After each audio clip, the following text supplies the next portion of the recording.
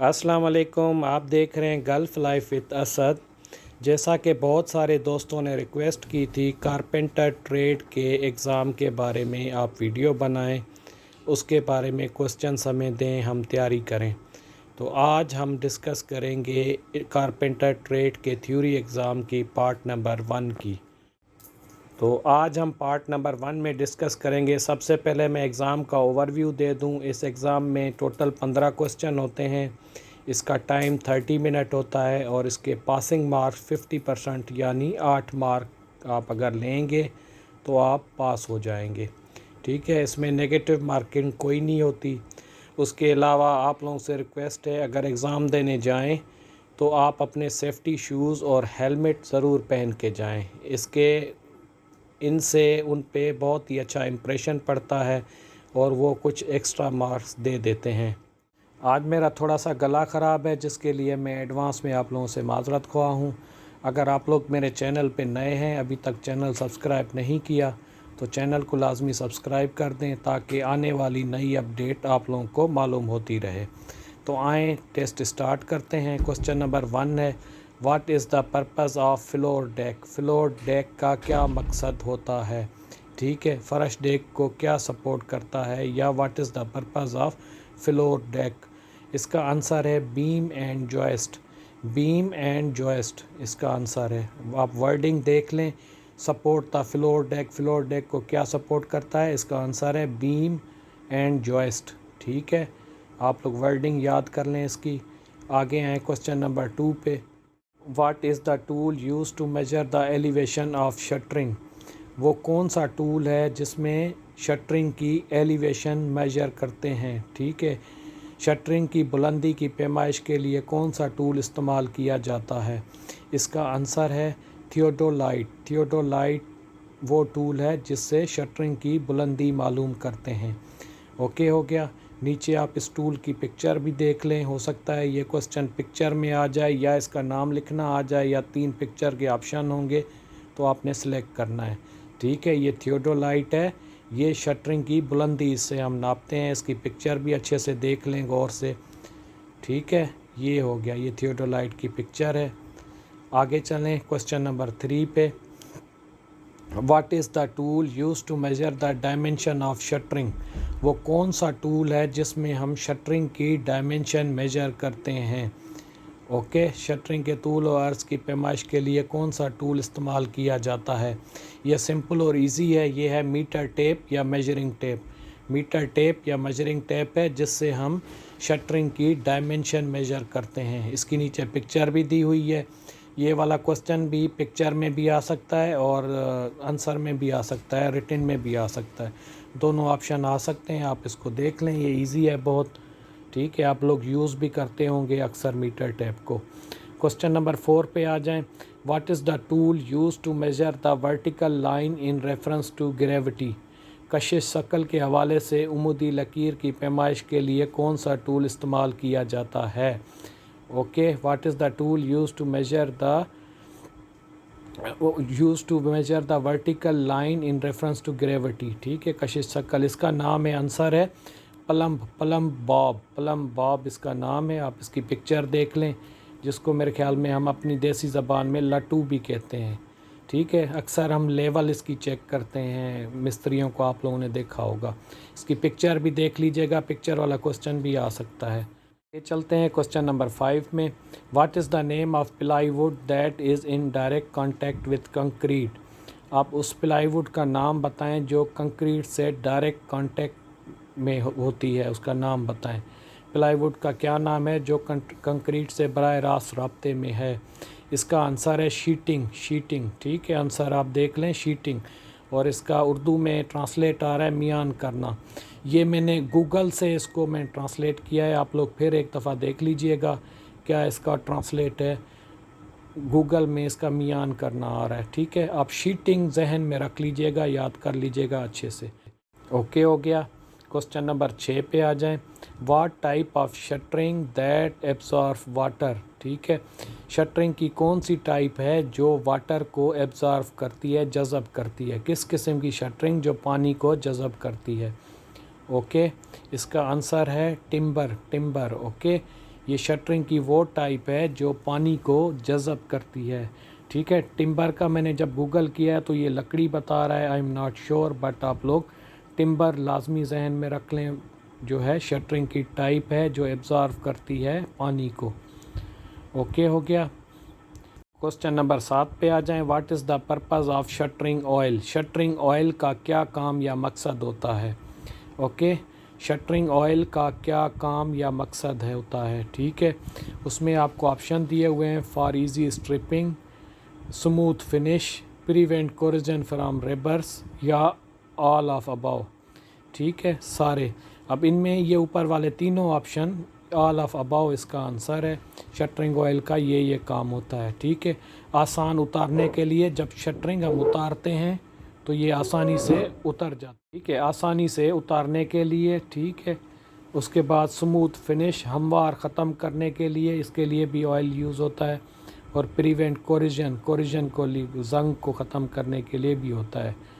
ठीक है, रेबर्स की जंग ख़त्म करने को लिए। तो इन तीनों ऊपर वाले ऑप्शन के लिए ऑयल यूज़ होता है। इसका आंसर भी वही है, ऑल ऑफ द अबव, मतलब ऊपर दिए गए तीनों ऑप्शन, इसका पर्पज़ है ऑयल यूज़ करते हैं।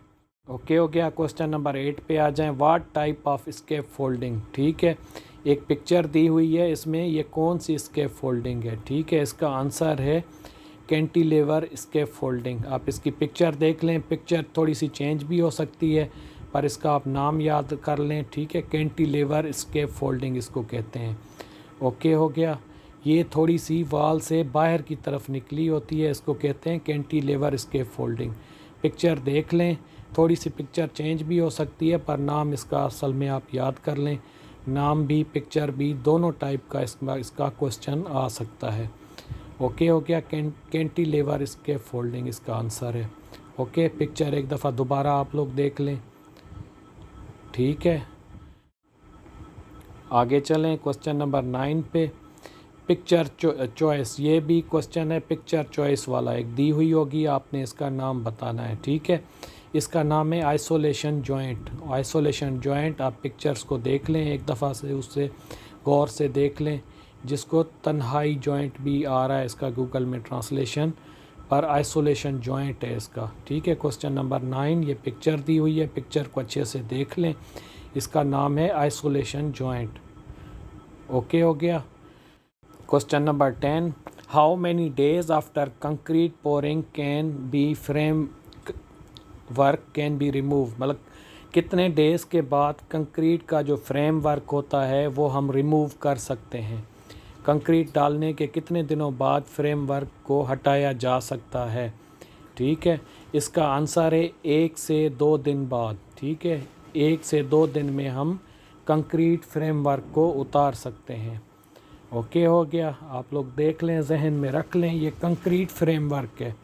ओके, इसको हम 1 से 2 दिन में हटा सकते हैं। ये है क्वेश्चन नंबर 10 का आंसर। ठीक है, 1 से 2 दिन में हम कंक्रीट फ्रेम को उतार सकते हैं। ठीक है, आगे चलते हैं, एक दफ़ा फिर देख लें इसी क्वेश्चन को। कंक्रीट फ्रेम में, ठीक है, अब छत ना इसको समझिएगा।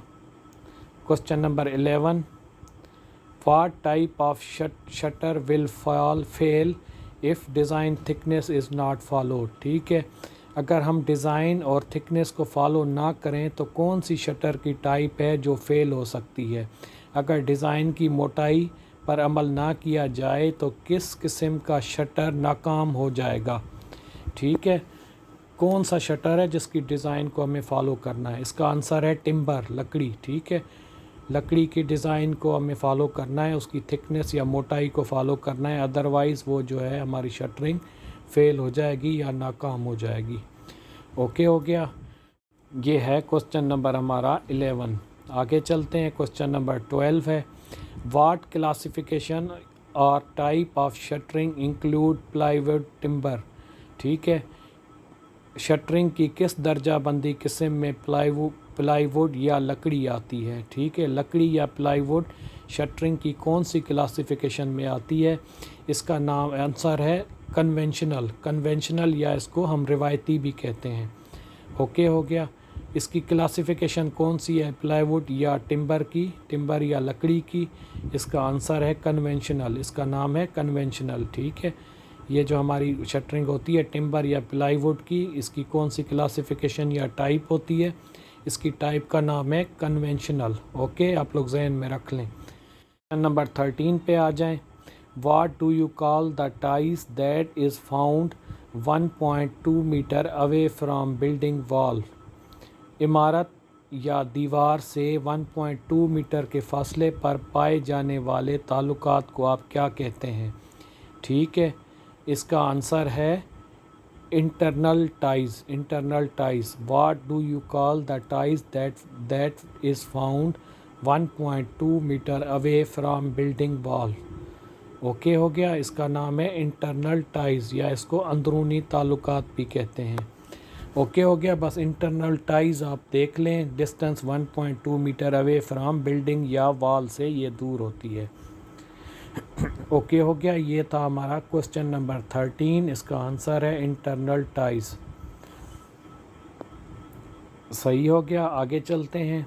क्वेश्चन नंबर 14, ये एक पिक्चर का क्वेश्चन है। ठीक है, shuttering for footing. Footing, footing कहते हैं, बेस को कहते हैं। ठीक है, फुटिंग के लिए शटरिंग, ये दो पिक्चर दी हुई हैं, एक टॉप व्यू है, एक 3D व्यू है।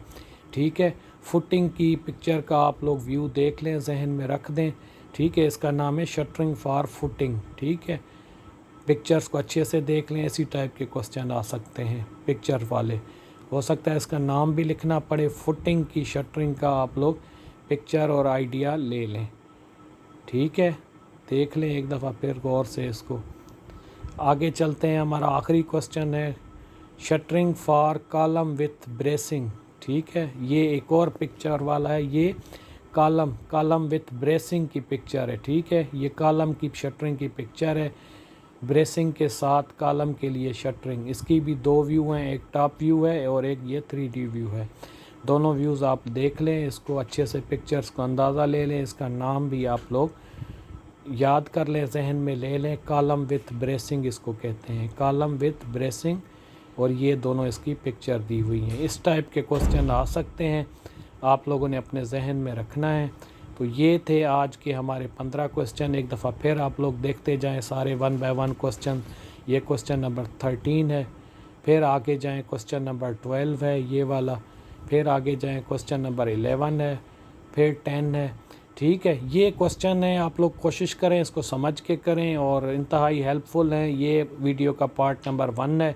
इंशाल्लाह मैं कोशिश करूँगा पार्ट नंबर 2 भी इसका अपलोड करूँगा, और इसका अगर कोशिश करूँगा, अगर मुझसे हो सका तो इसका प्रैक्टिकल भी मैं अपलोड करूँगा।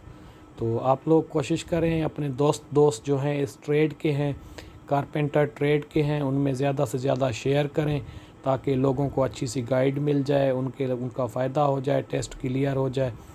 तो जितना आप शेयर करेंगे, वीडियो को लाइक भी कर दिया करें। तो ये था आज का हमारा कारपेंटर ट्रेड का थ्योरी क्वेश्चन, जिसकी बहुत सारी रिक्वेस्ट आई थी, और बाकी भी मेरे चैनल पे वीडियोस अवेलेबल हैं, प्लम्बर की, HVAC की, इलेक्ट्रिशियन की तो बहुत ज़्यादा हैं, प्रैक्टिकल भी हैं। तो एक दफ़ा फिर आप लोगों से रिक्वेस्ट है, अगर चैनल पे नए हैं तो चैनल को सब्सक्राइब कर दें, वीडियो को लाइक कर दिया करें, और अपने दोस्तों में ज़्यादा से ज़्यादा इसको शेयर भी कर दिया करें।